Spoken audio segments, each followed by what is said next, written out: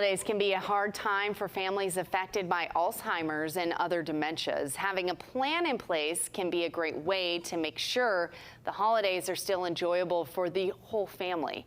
We're joined by Andrea Hall from the Alzheimer's Association and Megan McKissick, VP of Philanthropy at Oasis. And so, Andrea, I want to start with you. Tell me just some tips for people. I mean, I know that this can be such a hard time, especially if you have a loved one who is dealing with Alzheimer's.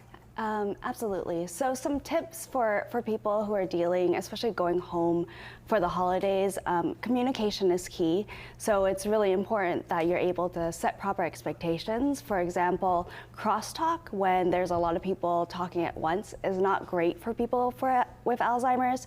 It can really isolate them and it's hard for them to understand. So getting them in an environment where they're alone and you can talk one-to-one, it's much better for them. Yeah, and I mean, we were just talking about just your own expectations have to change because things aren't going to be the same, especially if you're dealing with a parent who is battling. Yes, absolutely.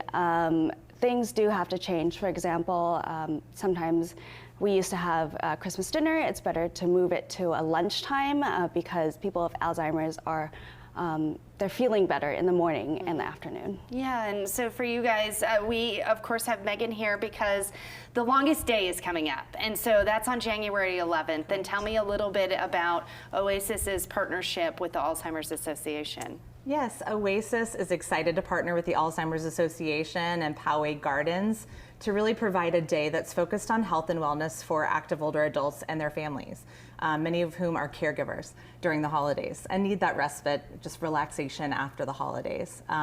We will be providing a long-term care seminar and additional activities such as chair yoga, Reiki, massage, and a day for connection for these families after the holidays. Yeah, tell me a little bit, Andrea, about the longest day for you guys, why this is so important. Sure, absolutely. So my father has Alzheimer's, and once he was diagnosed, I looked for resources, and that's when I found out about the longest day and fell in love with the community. The longest day actually starts today. The annual campaign starts today, and it goes from winter solstice all the way through summer solstice, and it's really just a way to raise awareness and funds doing hobbies that you already know and love.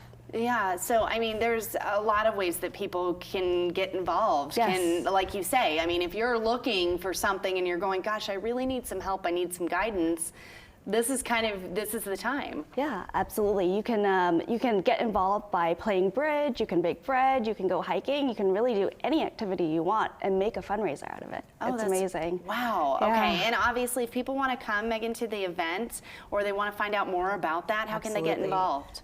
They can look at the website through San Diego Oasis or the Alzheimer's Association's website and find tickets there. And we hope that many people will come out and be a part of the day and enjoy just a day of relaxation. Yeah, and like you say, I mean, it is fundraising, raising funds, bringing awareness, I think is a big part of it as well. Yes, it is. All right, well, thank you both so much for joining us and coming in and sharing some information about it all. Thank you. All right. Thank you.